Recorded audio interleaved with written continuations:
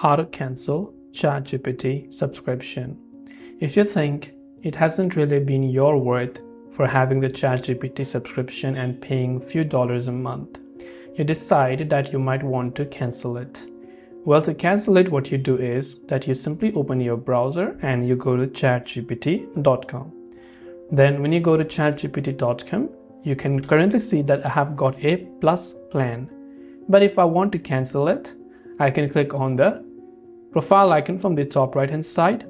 And then what I do is I simply go to the settings option. From settings, on the bottom left, you can see subscription. From subscription, you can see ChatGPT Plus, which has auto renewal from me. So I click on manage. Then here I can see the option cancel subscription. So I can just click on it. And just there, I can just select the option called cancel subscription. And then I'll be able to go ahead and then cancel the subscription.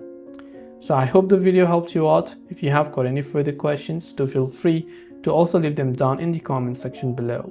As always, thanks for watching till the very end of this tutorial, and see you soon in our next video.